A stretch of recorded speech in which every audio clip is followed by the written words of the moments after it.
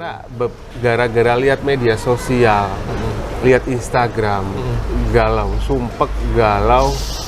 Kita ini kayak semacam gimana ya Ustaz ya? Menanggapi masalah informasi COVID kayak atau berita-berita lainnya itu kita bener-bener era-era sekarang ini nggak seperti anak waktu zaman masih SMP SMA. Kita kayak dapat berita simpang itu siur banget. betul. Berita itu kayaknya insya Allah nggak banyak mudorotnya, nggak banyak hal yang aneh-aneh.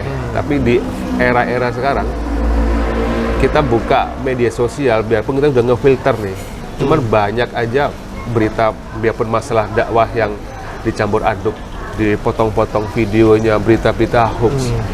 Kondisi sekarang anak berpikir gimana entar anak punya anak udah dewasa. Betul. Semakin banyak begitu berita yang nggak benar nih Ustaz. Kita harus gimana sih Ustaz? Tantangan kita makin besar. Betul. Ya? Apakah termasuk ini dalam bentuk sedikit ke arah akhir zaman begitu banyaknya hal-hal yang nggak benar atau bagaimana? Kita untuk memfilter kita biar dapat informasi yang pasti yang jelas. Ya. Ini sebenarnya ujian buat kita ya di zaman yang penuh dengan fitnah, penuh dengan pergolakan. Karena Rasulullah pernah mensifati salah satu tanda akhir zaman itu adalah akan banyak munculnya para pendusta.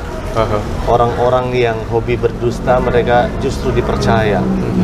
Orang yang bisa dipercaya mereka justru nggak dipercaya, dianggap pendusta.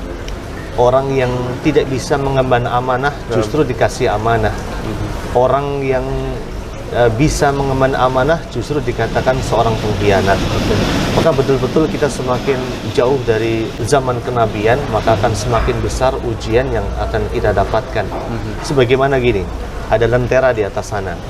Semakin kita jauh dari lentera, maka kita akan nampak semakin gelap. Sama juga, semakin jauh kita dari zaman Nabi kita Muhammad SAW, kita akan semakin sulit menemukan cahaya. Nah, zaman seperti sekarang ini kita harus berhati-hati sekali. Hati-hati pertama dalam menerima berita, nggak langsung kita percaya. Karena kalau kita percaya, dikhawatirkan berita itu datang dari orang yang nggak benar nih. Nggak benar, Nggak ada jelas. dari orang fasik. Padahal Allah perintahkan kita, inja akum fasikun binaba'in fatabayyanu. Kalau datang orang fasik bawa berita, ya tabayun dulu, cross check dulu. Ini yang pertama. Jadi kalau kita dapat berita, dicek dulu nih benar apa enggak. Nggak boleh asal broadcast, asal forward, nggak boleh. Enggak, ini kita bicara masalah percaya dulu. Percaya dulu ya. Karena khawatir kita sudah percaya berita itu, lalu kita punya suudon sama saudara kita, suudon sama teman kita, suudon sama orang-orang yang ada di sekitar kita. Kemudian yang kedua, kita juga nggak boleh asal broadcast. Karena kalau kita asal broadcast itu luar biasa. Kita termasuk bagian dari orang yang membantu orang yang sudah membuat berita bohong itu tadi. Untuk menyebarkan kembali. Iya, menyebarkan kembali. Maka orang yang menyebarkan berita bohong, hukumnya sama dengan orang yang membuat berita bohong. Kita harus hati-hati betul. Apalagi zaman sekarang. Zaman di mana juga kita dapatkan banyak orang nyinyir. Semua dinyinyirin. Betul. Orang ngelakuin kayak gini salah, ngelakuin gitu salah. Betul. Kita mencoba berbuat baik salah.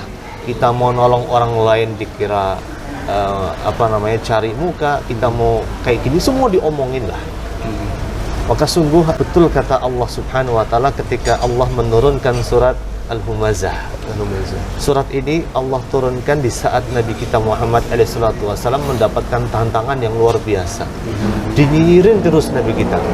Dibilang orang gila, dibilang tukang sihir, dibilang macam-macam. Sampai Allah turunkan wailul likulli humazatin lumazah. Celakalah bagi orang yang suka menghina, suka mencela, suka membuat berita yang enggak. Luar biasa. Celaannya yang dialami oleh Rasulullah begitu besar. Nah, kita pada zaman sekarang berita-berita kayak gitu seolah-olah jadi makanan harian kita. Betul. Kita buka media sosial, platform yang gimana pun semua ada berita hoax semua. Maka dari itu langkah antum sudah benar tadi, difilter. Tapi mesti ada yang lolos. Maka yang kedua antum harus berusaha untuk tetap istiqomah, terus duduk di majelis ilmu, karena ilmu itu yang jadi filter buat diri kita. Kalau kita bisa bikin filter di HP, maka kita juga harus punya filter di dalam diri kita.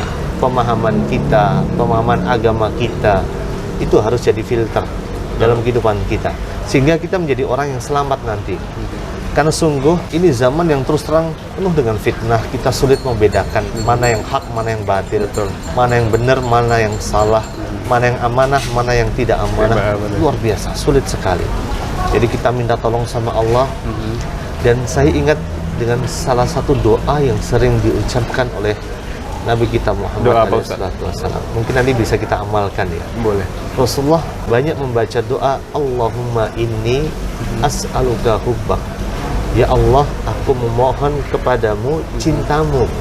Kita minta cintanya Allah, agar Allah cinta sama kita, agar Allah ridho sama kita. Kemudian wa hubba man yuhibbuk, dan cintanya orang yang cinta sama Allah. Jadi supaya kita dikumpulin sama Allah, sama orang-orang yang baik aja. Baik dikumpulin secara online maupun secara offline. Itu penting.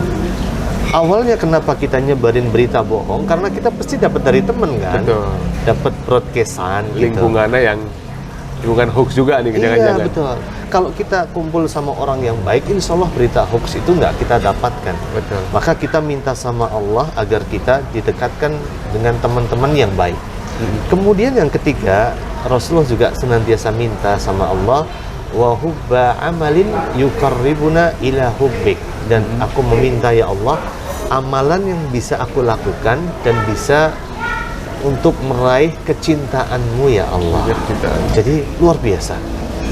Ini zaman yang penuh fitnah, kita harus betul-betul kencangkan ikat pinggang kita untuk berjuang, memilih, memfilter mana yang baik, mana yang buruk. Dan ini juga tugas kita untuk mendidik anak-anak kita. Apalagi anak-anak kita adalah seorang peniru yang ulung. Dia dapat dari temennya, terus dia diterapkan sama dia, luar biasa. Jadi semoga Allah menjaga kita. Semoga Allah melindungi kita, menjauhkan kita dari teman-teman yang buruk, dari berita-berita yang buruk, dari informasi yang menyesatkan. Sungguh semua yang kita lakukan akan dimintai pertanggungjawaban di sisi Allah. Termasuk saat kita nge-share berita bohong itu, semua ditanya sama Allah. Walaupun bukan kita jempol yang ini berarti ada hisabnya nih pasti. Ada hisabnya. Allah menyebutkan ma yalfidu min qaulin illa ladaihi raqibun atid. Tidaklah terucap kecuali di kanan kiri kita ada raqib dan atid. Itu zaman dulu. Zaman sekarang jempol ini bicara. Iya. Saat jempol ini menari di atas kaca, itu semua kan ditanya sama Allah. Semoga Allah jaga kita lah gitu. Amin, insya Allah Ustaz. Kan mudah bermanfaat buat kita semua. Amin, semoga bermanfaat dan Allah jaga antum sekeluarga. Allah jaga kita semua. Sama-sama Ustaz, bismillah insya Allah. Barakallahu fiik.